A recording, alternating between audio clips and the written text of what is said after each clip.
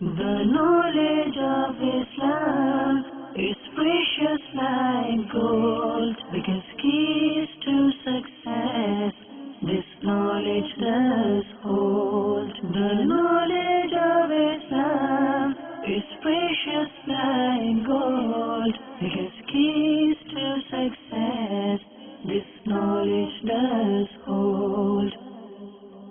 Our beloved Master, Holy Prophet sallallahu ta'ala alaihi wasallam has stated, whoever recites 50 times durood upon me daily, I will shake hand with him on the day of judgment.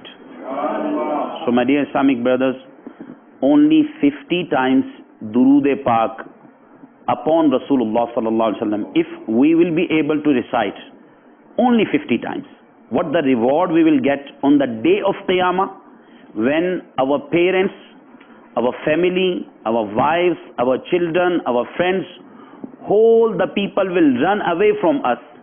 Inshallah, on that day of resurrection, our beloved Rasul sallallahu ta'ala alaihi wasallam will give his blessed hands into our sinful hands. And inshallah, I hope that due to blessed hands of Rasulullah sallallahu alaihi wasallam, due to nisbat of blessed hand of Rasulullah sallallahu alaihi wasallam, inshallah we will get shafa'at of Rasulullah sallallahu alaihi wasallam, and we will inshallah enter in paradise. So make intention that inshallah we will try our best to recite at least 50 times durood upon Rasulullah sallallahu alaihi wasallam daily. Sallu ala al-Habib sallallahu ta'ala ala Muhammad sallallahu ta'ala alayhi wa sallam. All of you are welcomed in this Faz Ulum course, inshallah. Today this class will be our introductory class. This will be an introduction about Faz Ulum, our syllabus, and different things which we will discuss inshallah today. First of all, we must be thankful to Almighty Allah that He gave us chance to participate in this course, and He gave us the chance and passion, enthusiasm, jazba to become the student of Deen. Because, my dear Islamic brothers, becoming a student of Deen is not a small job.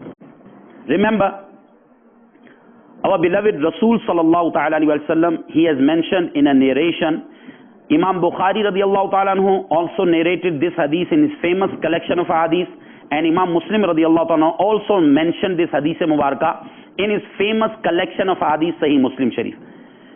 And this is one of very important ahadith regarding seeking ilm of deen. So Rasulullah sallallahu ta'ala alaihi wasallam says, Man yuridillahu bihi khayran yufaqihu fid din. Rasulullah sallallahu ta'ala alaihi wasallam said that when Allah azza wa jal wills good for a person, He grants him a deep understanding of deen of Islam. So this is the blessing of Almighty Allah azza wa jal, that He gives chance to a person that he gets deep understanding, fiqh, tafakkuh, in deen of Almighty Allah azza wa jal.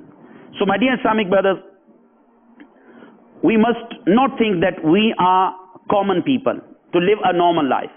Eat, sleep, drink, work, and then die. We are chosen to learn knowledge of Deen-e-Islam. The reason that humans are ashraful makhlukat, humans are best of creations, is because of knowledge.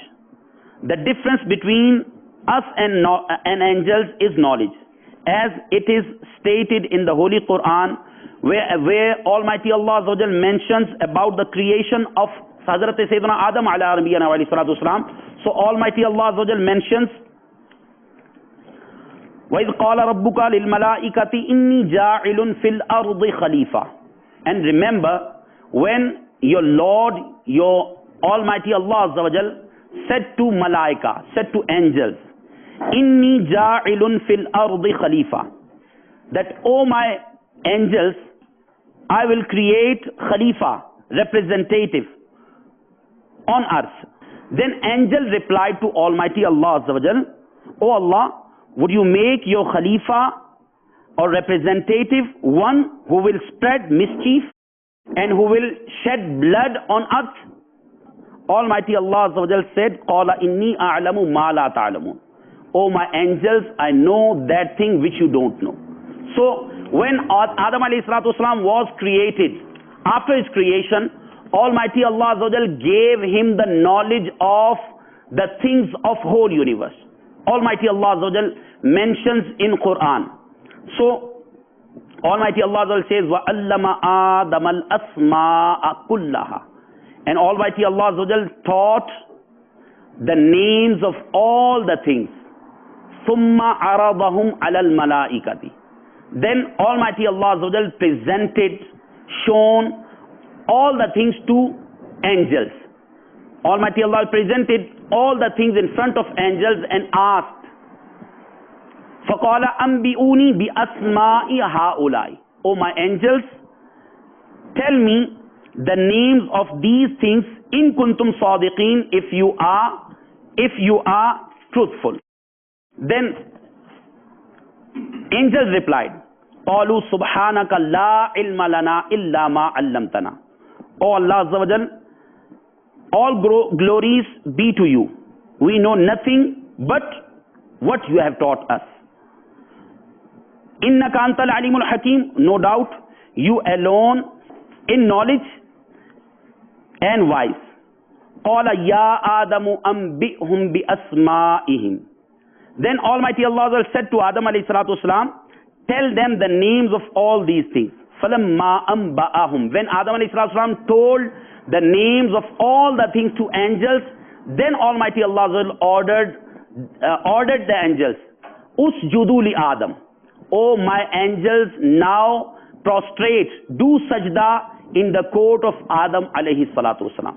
So my dear Islamic brothers, Mufassirin and commentators, they mention this thing, that what was the basic reason of giving order to angels to prostrate, to make sajda in the holy court of Adam alayhi salatu wasalam. The main reason was ilm. This ilm and knowledge was the basic difference between Adam alayhi salatu wasalam and angels. Although angels, they had worshipped Almighty Allah for millions of years, and Adam alayhi salatu wasalam was just created now. What was the difference? Basic difference. There were a lot of other differences also, but the main difference which is the basic difference between Adam alayhi salatu wasalam and these malaika, these angels, was ilm. So my dear Islamic brothers, we must try to learn about the knowledge of deen. This is the basic thing due to which Adam alayhi salatu wasalam was given so high rank, and he got so much high rank in the holy court of Allah Azza wa Jal. Almost this hadith is narrated in every book of ahadith. All the muhaddithin, they narrated this hadith, innamal a'malu bin niyyat. So good intention makes the difference between an action which can be considered ibadat or sawab or not. So this is the basic thing, niyyat and intention. So we will also have to learn that due to which intentions our normal routine work, if I'm eating, if I'm drinking, if I'm sleeping, if I'm going to toilet, if I'm going to take baths, if I'm going to my work, my business, if I'm going to learn so many things, what intentions I can make, and due to those intentions, how much reward I can get from Almighty Allah. So this is the basic thing. And muhaddithin kiram and commentators of ahadith mubarakah, sharihin, most of them, they say that this is 1/3 part of deen. How much deen is vast? All of you understand? Muhaddithin say this is the 1/3 of deen. How much?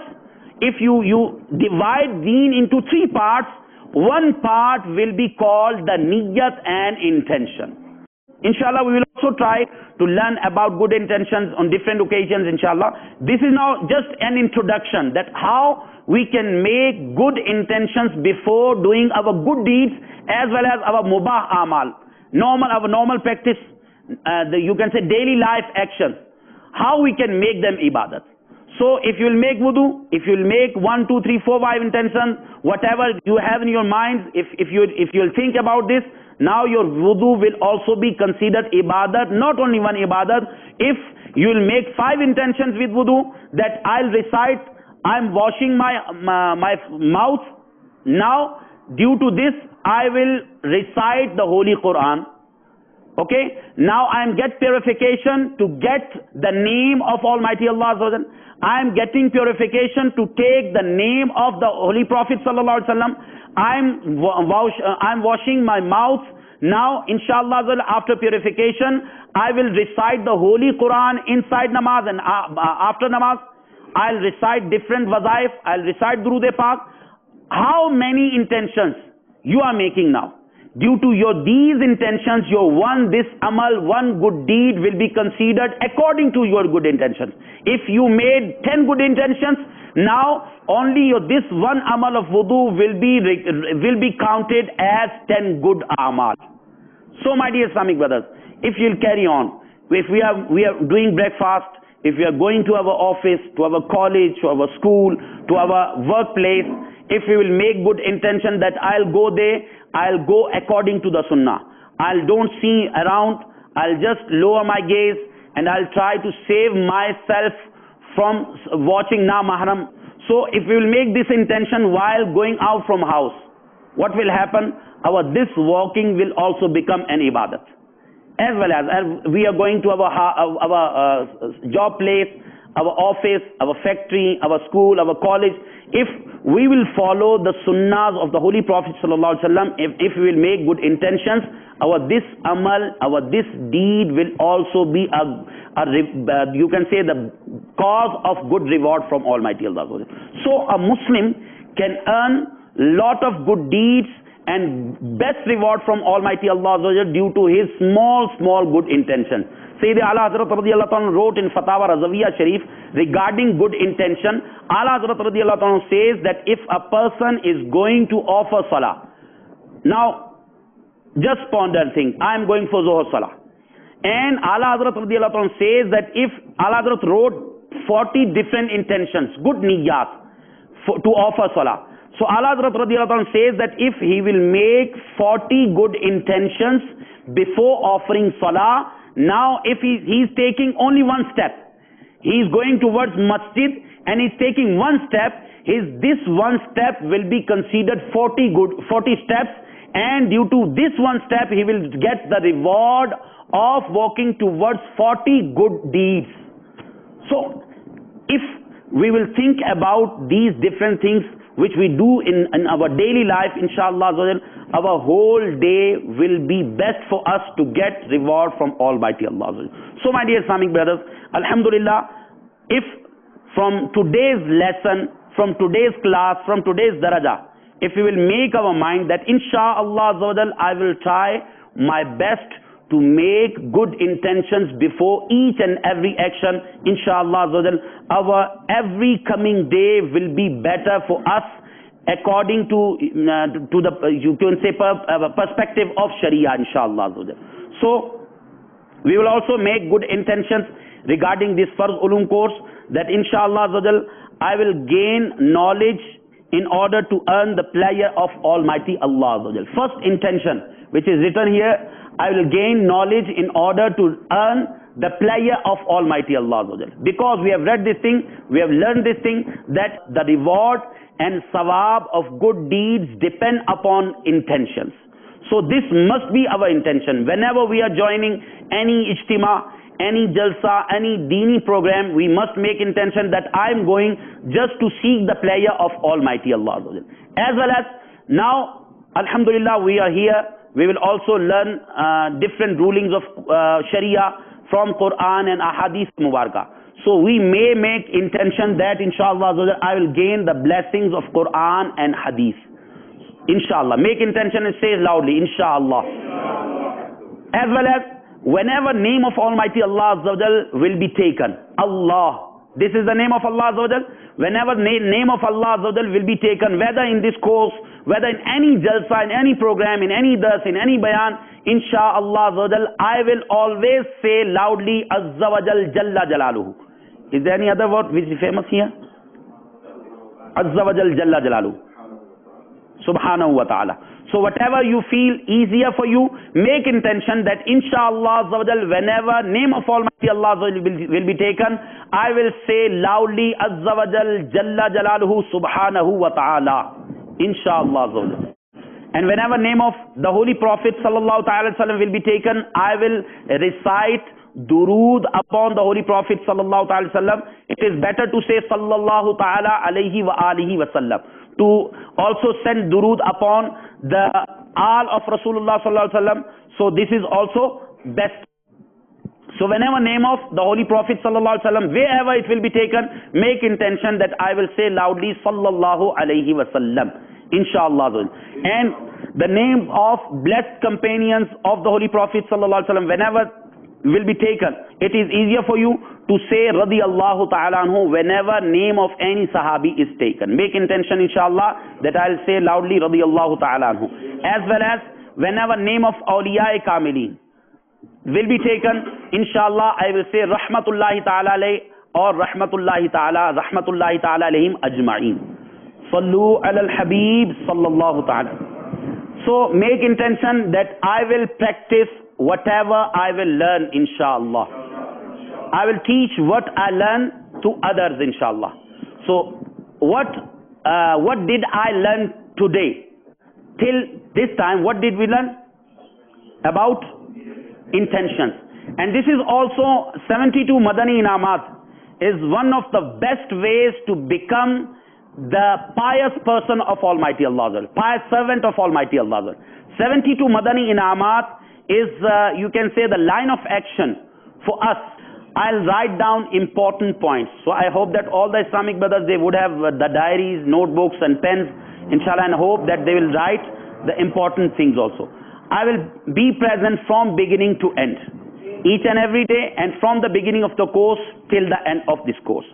Sallu ala al-habib sallallahu ta'ala ala Muhammad sallallahu ta'ala alayhi wa sallam salatan wa salaman alayka ya sayyidi ya Rasulullah sallallahu ta'ala alayhi wa sallam. My dear Islamic brothers, we are in Farz Ulum course. Which course is this? Speak loudly. Which course is this? Farz Ulum course. Farz means obligatory. Farz means obligatory. Ulum is the plural of ilm. Okay? Knowledge about obligatory things. Knowledge about obligatory things. Knowledge about compulsory things. Knowledge about farz things. Now what happens? If I'm a Muslim, I think that I'll have to only offer 5 times salah. After 1 year, after 11 months, I'll have to fast for 1 month. If I have certain amount of wealth, I'll have to pay zakat. As well as if I'll have certain amount of wealth and other conditions are also there, then I'll have to perform Hajj, and that's enough. What normally a Muslim thinks, this is his thinking, that I'll have only to offer 5 times salah. This is also, you can say, a big achievement in our environment. If we see what is the condition of our masajid, our mosques, our masajid are laying vacant. Only if you count the people of locality, if you will see on the counting, if there is the locality of 1,000 and you will search those people in masjid, in Fajr condition is very bad.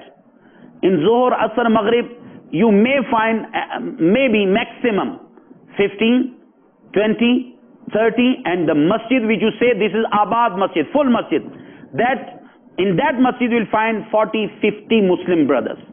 So my dear Islamic brothers, the situation is very bad. But normally the person, whether he offers salah or not, but he thinks and he has the faith that salah is obligatory for me. So normally a Muslim thinks that there are only few obligatory things for me. They are only faraid for me. But remember, there is very, you can say, a vast collection of faraid for a Muslim. A Muslim from his birth and after getting adult, after becoming baligh, lot of things become obligatory for that person. And as the time passes and according to his conditions, so many other things will also become compulsory for him. So my dear Islamic brothers, if we will see a person who doesn't do any business, now the masail of business, the rulings regarding business are not obligatory for that person. But the person who is now involved in business, the rulings of Sharia regarding business will be according to his condition. Whatever the nature of business he has, now according to his business nature, the masail of Sharia will be obligatory for that person. Few masail will be fard, few masail will be wajib, few masail will be sunnah for that person. But if we think about ourselves, we have been running big businesses for you can say for decades. We have been running our businesses. Even we don't know due to which transaction that transaction become haram for me. Remember this thing. There are a lot of things. There are a lot of conditions due to which a person, although he's working very hard, from 8 to 5, from 8 to 6, from 8 to 10 till at night, he's working very hard. He's very honest. He's offering 5 times salah. But due to ignorance, due to lack of ilm, due to lack of knowledge, the person, he gets involved in such activities, although he thinks that I am honest person, but due to ignorance, due to lack of knowledge, due to lack of ilm, that person gets involved in haram transactions. So my dear Islamic brothers, we must also think that we must learn these masail of Sharia which are obligatory for us. So inshallah in this session, in this class, inshallah we will try to just to understand the syllabus which a person has to learn through his entire life. So inshallah first of all, remember these things are written in Urdu, also we'll discuss in English inshallah. First of all, imaniyat, matters of faith. Matters of faith. In this matters of faith means iman. So there are a lot of things which come under this heading. What faith we must have about Almighty Allah. And this is a very detailed chapter. And remember this thing, before salah, before our good deeds, before our good amal, this faith is the base of iman. Without this you can say knowledge, this is the, you can say, very initial fard upon every Muslim. Even before salah, this thing is fard. What the aqaid and beliefs I must have about Almighty Allah. Can I point my finger towards sky with the intention that Almighty Allah is in the skies? Is it permissible or not? My dear Islamic brothers, there are a lot of teachings regarding this matter. So what the basic beliefs and what the basic aqaid I must have regarding the oneness of Almighty Allah, the divine being, divine zat of Almighty Allah, His attributes, His sifat, His characteristics, His qualities. So all these things come under this one, only this one heading. Aqaids about Almighty Allah, as well as beliefs about prophethood. So what is the base of Islam? How a person can become a true believer after having certain beliefs regarding the different prophets of Almighty Allah. Remember, a lot of people, they say that there are almost 124,000 Anbiya Ikram. Am I right? The people normally say, how many prophets are there? 124,000 Anbiya Ikram. So remember this thing, that telling the accurate and exact number of Anbiya Kiram alayhi salatu wasalam, of prophets alayhi salatu wasalam, is not possible. So Ulama Kiram says that we must keep this thing in our mind, that we mustn't say that a certain number of Anbiya Kiram are there. I have faith in all the prophets of Almighty Allah, and fixing the number of Anbiya Kiram alayhi salatu wasalam is not allowed. So this is also the part of belief about prophethood, as well as belief about angels. Now Islam also tells us in detail about the angels, whether about them, you can say the sex also, Are they male or female? Islam also tells about this. What types of duties are given to different angels? Islam also mentions this thing clearly. And what the ranks of different angels, what the ranks are given to different angels. Islam also tells about this thing in detail. So my dear Islamic brothers, we are just, you can say, highlighting the main points. And if we discuss these things, this thing may take, you can say, the hundreds of hours.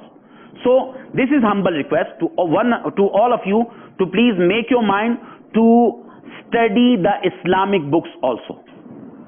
Now, what a Muslim must have beliefs about the divine throne of Allah Azza wa Jal, Arsh-e-Ilahi, Arsh, and what is the situation and position of Arsh. Now,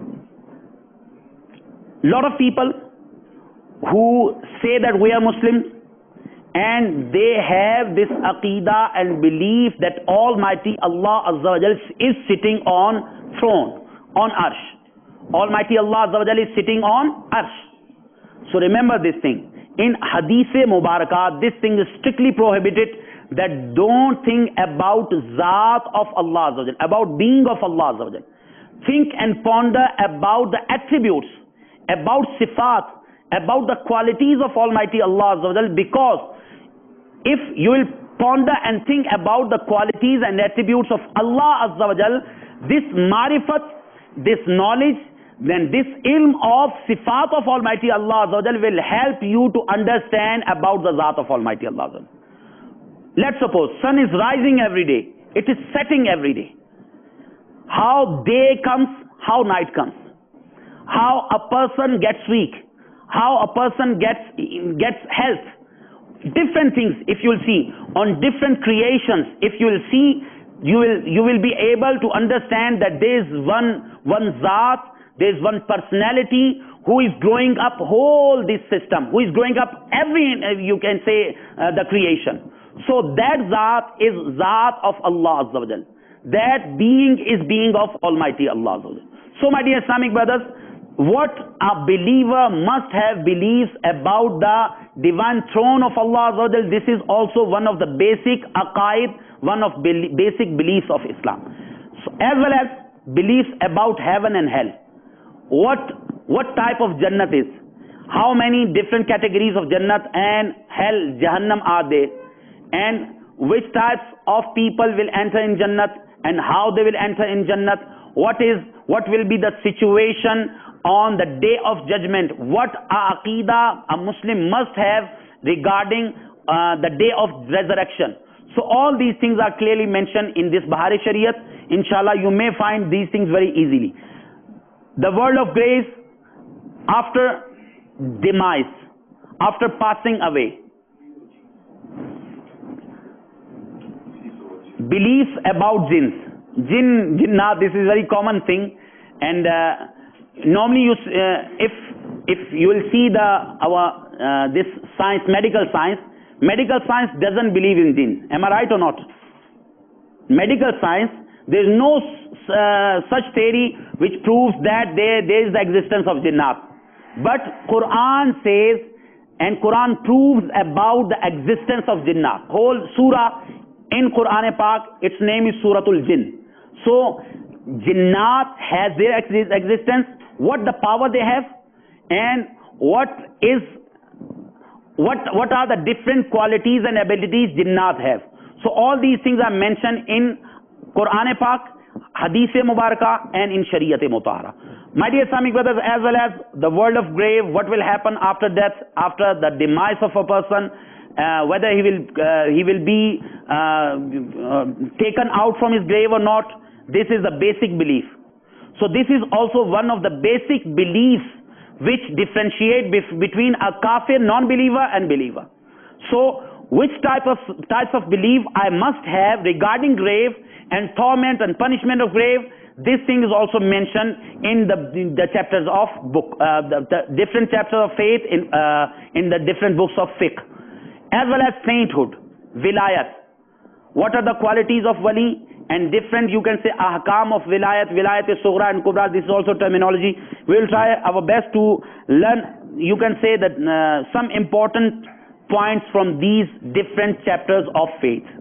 Sallu ala al-Habib sallallahu. Now second thing is worship.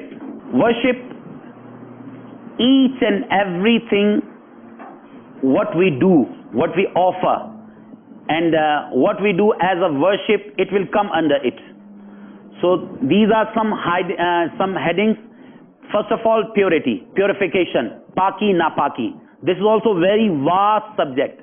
If a person thinks that my clothes, if they get impure, now I will only put into the washing machine and just move a few times and just put it in the sunlight, let spark. No. It won't be purified. There are certain conditions which we will discuss under this subject, inshallah. So purification is most important thing before salah. If a person's body, if a person's clothes, if a person's place where he is going to offer salah, if it is not purified, now his salah will not start at all. So this is one of most important things. As well as wudu, this is also obligatory thing. A person must complete wudu according to the ruling of Sharia. His faraid and obligatory things must be fulfilled. Then ghusl, if a person he gets impure, he becomes napak. Now ghusl is fard upon him. Now how he can, you can say, fulfill this responsibility also. This is also responsibility to become pak, to become pure. So to get the purification of the whole body, there are certain faraid and obligatory things which must be fulfilled. As well as conditions of salah. Before starting salah, which things you must consider carefully, seriously. As well as compulsory acts. While offering salah, there are certain faraid. Those faraid you will have to fulfill. If any one of them will not exist in your salah will be broken. Your salah will be invalid. So this is also obligatory thing. As well as wajibat of salah. Wajibat is also, there are, you can say, the three different categories. Fard, shart. Both of them are equal. Okay, there's a little bit difference between fard and shart. Shart is that thing which will be adopted or which will be fulfilled before starting off an action. Shart is that thing which must be fulfilled or which must be adopted before starting an ibadat. Let's suppose taharat, purification of your body, is shart for salah. Purification of your body is shart for salah. But before starting salah, you must have to purify your body. And fard is that thing which is part of that ibadat. So sometimes if you are performing an ibadat and you did not fulfill certain responsibility, your salah will not start. And if you are performing, your salah started accordingly, but you did not consider certain things according to the ruling of Sharia, now your salah will be broken. And certain things, if those things will prevail and exist in your salah will be called makruh tahrimi, and you will have to offer your salah once again after completion of this salah. So my dear Islamic brothers, there are certain rulings regarding this matter. We can learn these things from a hadith mubarakah, that once upon a time there was a Sahabi Rasul Abu Huzaifa al-Yaman radiyallahu ta'ala anhu. He was sitting, and just in front of him, Imam Bukhari radiyallahu ta'ala anhu narrated this hadith mubarakah in Sahih Bukhari, that a person came in front of him and he started offering salah. He performed his salah according to his knowledge. After completion of salah, Hazrat Huzaifa bin al-Yaman radiyallahu ta'ala anhu, the great companion of the Holy Prophet sallallahu alaihi wasallam, called that person and said that the way in which you were offering salah, your salah was not acceptable. And in another narration, this thing, Sunan Nasai, Imam Nasai radiyallahu anhu narrates that that Sayyidina Huzaifa bin al-Yaman radiyallahu anhu asked him, for how long you have been offering salah like this? What did he ask? For how long you have been offering salah like this? The person replied that I have been offering salah like this for 40 years. For how many years? 40 years. Then he replied, you haven't offered your salah at all for the past 40 years. And said, if you die in this state, you will not die following the religion of Nabi sallallahu ta'ala alaihi wasallam. My dear Islamic brothers, that person was offering salah as we offer. We also think that my salah is correct. Did I learn salah according to the ruling of Sharia? Do I know what are the obligatory things for salah? Do I know what are sharait of salah? Do I know what are faraid of salah? Do I know what are wajibat of salah? So my dear Islamic brothers, Almighty Allah Azza wa Jal says clearly in Quran that this salah, it stops you from committing sins. I have been offering salah for so long. I have been offering salah for 40 years. I have been offering salah for 20 years. But this salah does not stop me from committing sins. So what's the reason? Maybe the reason is that I am not offering salah according to the standards of Sharia. So these are those basic things which are compulsory for us. We will have to learn these things, and inshallah if we will learn, inshallah we will able to rectify our so many mistakes which we have been committing for so long. So make intention inshallah that I will try to rectify my namaz, my salah and my all ibadat inshallah. So my dear Islamic brothers, some makruhat, disliked acts which are not permissible, and Sharia doesn't like those acts, as well as manners of salah, how I can perform salah according to the sunnah of the Holy Prophet sallallahu alaihi wasallam, as well as what is the method of missed salah. If a person misses salah and his salah get qada, now how he can offer his missed salah. Sharia also talks and Sharia also teaches us regarding this matter. So this is also obligatory for us. If I miss salah due to any reason, I was sleeping and I could not wake up for Fajr Salah. Now how I can perform my missed Salah. As well as Nawafil, optional things, fasting, zakat, pilgrimage, qurbani. So my dear Islamic brothers, all these things, except 2-3 things, all these things are obligatory for us.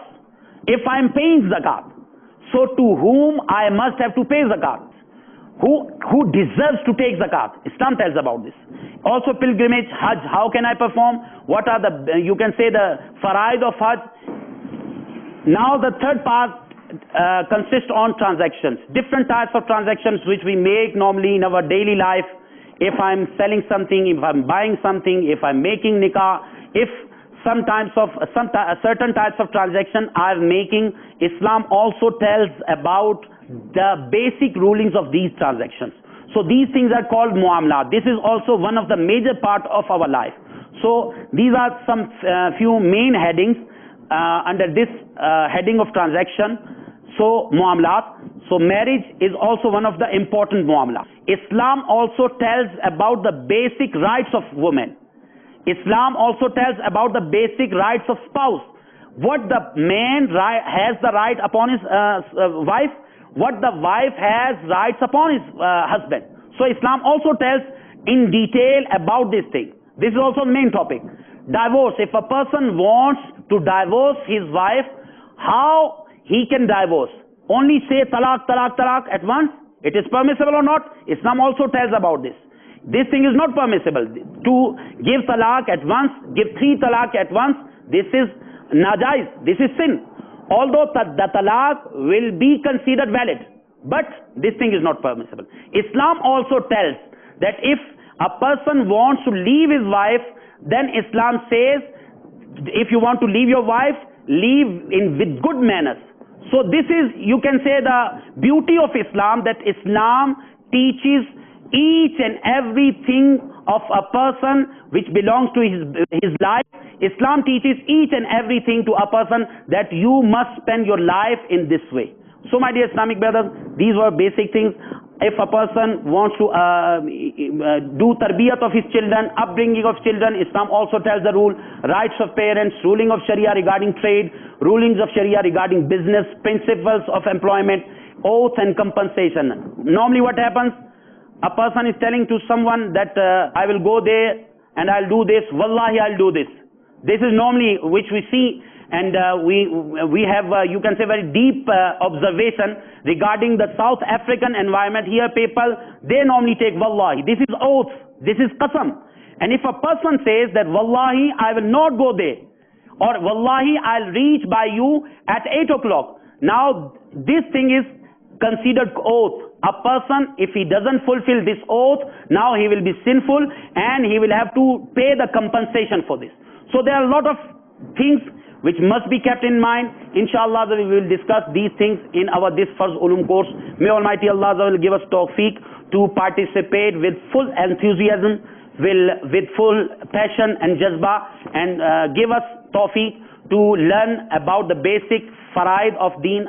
Ameen bijahin Nabiyyil Ameen sallallahu ta'ala alayhi wa sallam. The knowledge of Islam is precious like gold, because keys to success this knowledge does hold. The knowledge of Islam is precious like gold, because keys to success this knowledge does hold.